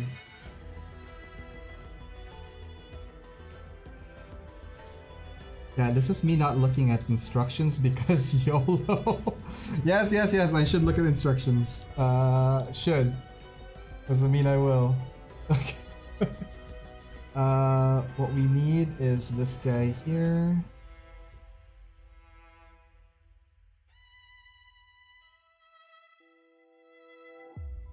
Just got back. What did I miss? Oh, we're working on the feet for the striker. And I think the Barbados feet may fit the bill, so we're gonna try to combine a little quick kit bash here right now with it. Okay, so we got those guys, we got that, and we need C2 and C3. Okay, C2 and C3. So this guy and this guy. Okay. Yeah, if the Lupus Rex's feet works with this, sweet. We did something positive tonight. Not that we didn't do anything positive tonight, I'm just saying that like, we actually worked on a kit and did some stuff. Yeah, I don't know what kind of armor I would give it. Do you want it more, should we make it more cylinder or more boxy? What do you guys think? Okay, so we're just gonna put the feet together first. Jakey. And let's see, this one here. An interesting connection point. And I've yet to work on the Barbados upgrade kits. I have that in, oh my god, in the backlog, and it's itching. It's itching. Okay, so we're gonna use PC number 8. These guys here. What do you guys think? I have some backlogs that I started, but I never finished building. Maybe we could do that as well. More round? Okay, more round. Yeah, I guess it will fit the bill with the whole circular, cylindrical kind of thing, right? More round. I need to find something more round. Okay.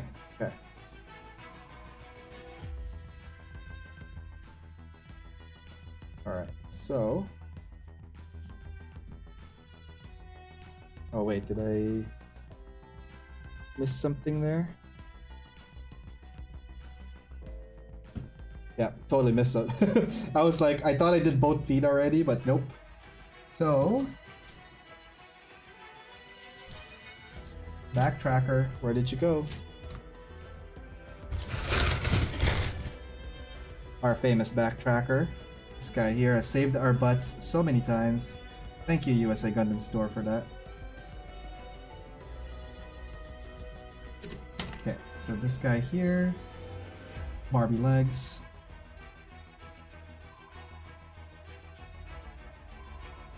Up and over.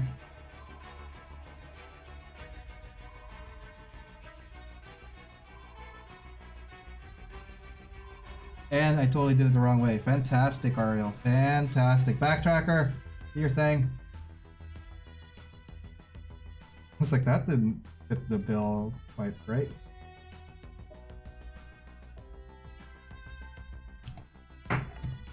Alright. With feelings, please. I think. Goes up. And over. Okay, there we go. Now it... now it works. Okay, cool. Which means I probably didn't do this one right, which is fine. Gives us a time to course adjust. And we're gonna put this up and over. There we go.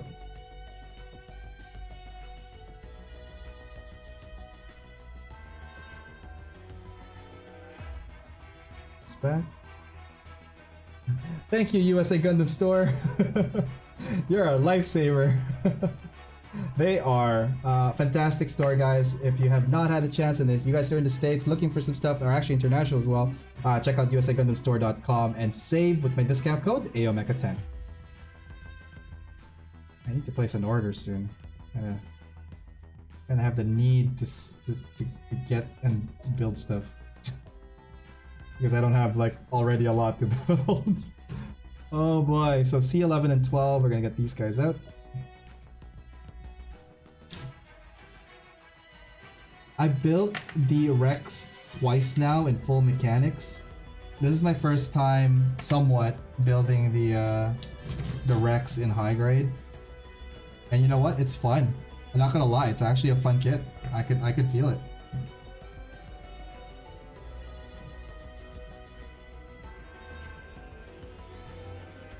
Okay, we got the 2 feet, but we're missing the back stuff here, and that is D16.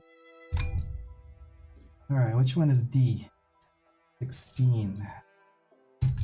Oh, there we go.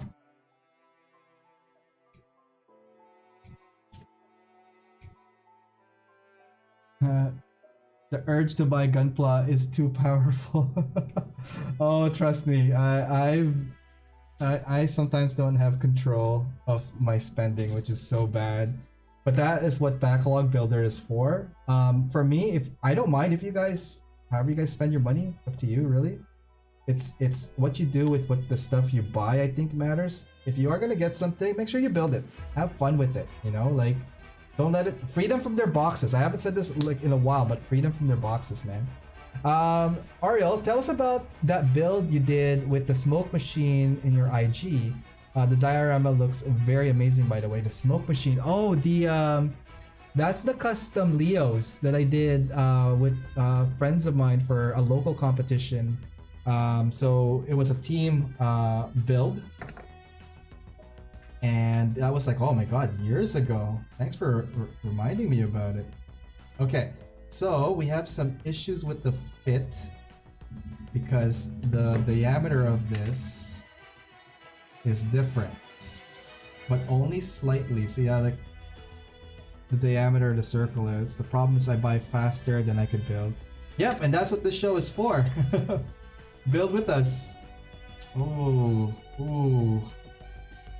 All right, we might have some issues here. I mean, we could. Hang on. What if we put it upside down? Hang on. I first need to know if it's gonna fit. Oops, there it goes. Ah, it would have almost did it. Because like the shoe on this would look really, really good. I gotta go. I need to attend an online something. Awesome, man. Just mod it to fit. Yeah, I'm gonna have to. So what's gonna happen is like I need to bulk this up and chop that thing out from it. And that's what's gonna happen. But the leg on this I think is gonna look cool. The fit looks pretty good, and it gives it that extra beast look to it. Unless we do the whole leg. No, I don't want to change everything about this. I just want to get like a certain percent. Okay, hang on. I'm gonna try something. I'm gonna reverse it. Okay, there we go. Now it fits. Okay, let's finish that up. I think I could do it that way. I don't have any blue tacks nearby. Unfortunate.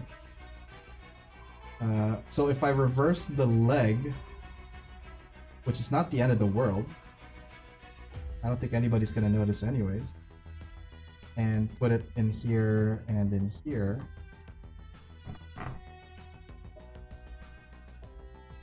Will it work?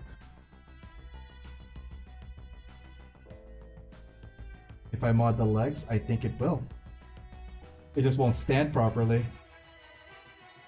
Oh, now I need some sticky tack. And I don't know where to find. Oh, I found some! Ah. Yes! Yes, queen. Alright. Let's bulk this guy up a little bit.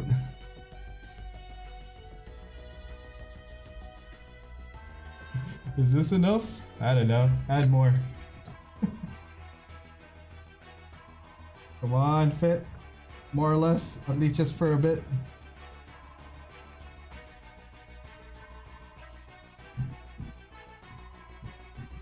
Oh.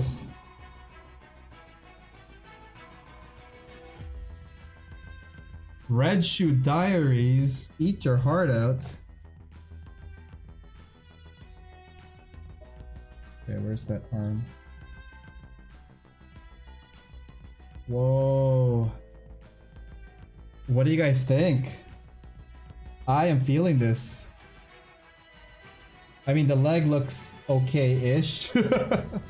Even though it's kind of like in reverse. But you know what? It's a monster-ish feel, so... that's not bad. I think we could work with this. I was aiming to fix the hands tonight, but like, you know what? If we make ways with the feet, I am more than okay with that one. Awesome. All right, let's cut to a commercial break. We'll be right back after this. Hey, what's up guys? It's Ariel from AO Mecha. I just want to let you guys know about all my other social media outlets if you haven't had a chance to check them out at facebook.com/AOMecha, on YouTube, youtube.com/AOMecha, on Instagram, instagram.com/AO_Mecha, on Twitter, @AO_Mecha, and on Discord, fairly new. That one is AO_Mecha, #3414. Anyways, hope to hear from you guys through any of those platforms. Feel free to DM me or PM me, as well as emailing me. My email is aomecha.info@gmail.com. Just want to let you guys know that this episode is brought to you by USA Gundam Store. Please check them out, www.usagundamstore.com, and save on your purchases when you use my discount code AOMecha10. Alright, let's get back to the show and see what's going on there. Alright, welcome back guys. We're just gonna do a final quick, I didn't realize the time, it is past, and I'm getting messages on my phone about stuff. Shh, I'm getting there. I have like maybe 5 minutes to log in and all that stuff, so it should be okay. Anyways, I think this turned out pretty well. A lot better than I thought it was going to be. I love this part here. So it kind of matches now with the endpoints here and the feet. It looks pretty sturdy as well. Like silhouette wise, it's there. I dig it. Now, Skyers pointed out to like chop that piece off. Yeah, I think that's what's gonna happen. I'm gonna have to chop that piece off. We're gonna detail up some of these guys here. But I think this has come a long way tonight just with the addition of those feet. So if you guys are kit bashing, man, expand your visual ideas to incorporate other stuff. If you have materials for it, awesome. If you don't, find some online, or I'll donate some to you guys. Maybe hit me up. We have a hydrate and a stretch, so I'm gonna stretch first. Thank you for that. Stretch. And I'm gonna hydrate with this water. Oh my god, this giant jug of water.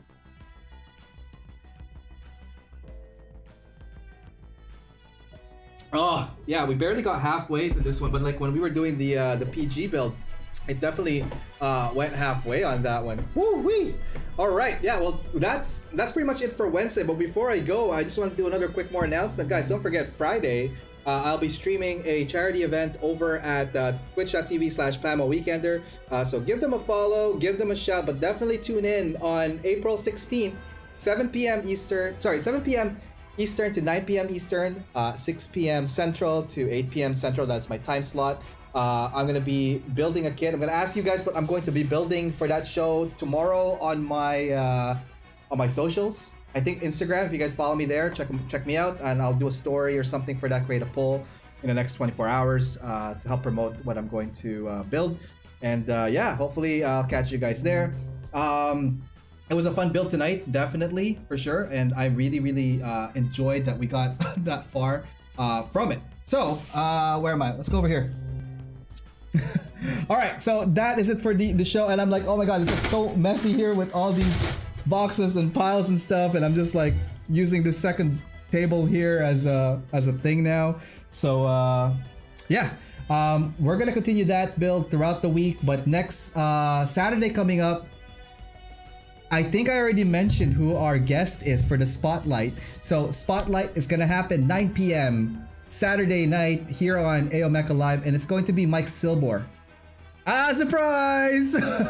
I'm gonna be posting that announcement, all that stuff, I think Thursday or Friday. But yeah, Mike Silbor, LED guy, Side 6 poster extraordinaire, awesome guy. I chatted with him about a week ago. Very humble, very cool. And we're going to talk about LEDs on his work. So don't forget to tune in on Saturday, 9 p.m. EST on this channel. And then Monday will be another Backlog Builder episode. And yeah, oh my god, this week is like halfway done. Guys, how do you guys feel? Hopefully you guys are staying safe, you know, building your Gunpla. If you have any questions or just want to chat, feel free to DM me anytime, guys. And we will chat more about that. Our hobby, or just if you just want to talk, I'm here, guys, anytime. I've also been playing Super Mecha Champions, and it's kind of like weird hours, so if you catch me playing, come join. It's a really fun game, and if you have it, add me. I don't know what my number is, I'll post it later on, but yeah, that's happening. Big shout out to everybody on chat, Tom, Tetsu, Neon over there on YouTube. And on Twitch, we had Rani, we have Skyers, we have Quinn, we had Riot. Oh my god, there's so many people. Who else is that? www Suck It. Thank you for tuning in. Joe Inferno was in earlier on, and so much more. Guys, Wednesday has been fun. Actually, this is actually like the most stress-free show I've had in a while. So maybe we could keep doing this, be creative, and just kind of like go with the flow kind of talk. Let me know if you guys want to talk about something specific for next week. I know we were talking about diorama. Why don't we try to do a quick diorama next time we do Whip Wednesday? I think that's going to be fun. Okay, anyways, don't forget, guys, that this show is powered by USA Gundam Store, so check them out at usagundamstore.com and save with my discount code AOMECHA10. And also, this is powered by Gun Primer. Don't forget to check them out as well. Gunprimer.com and save with my discount code AOMECHA10. Friday/Saturday, big announcement, big-ish announcement for the show. More on that as well coming to you. Okay, that's it. That's all the surprises I got. Is that good? I think we're good because I gotta get going. All right, guys. I will catch you guys next time. Be safe and happy building. Take care, guys. See ya.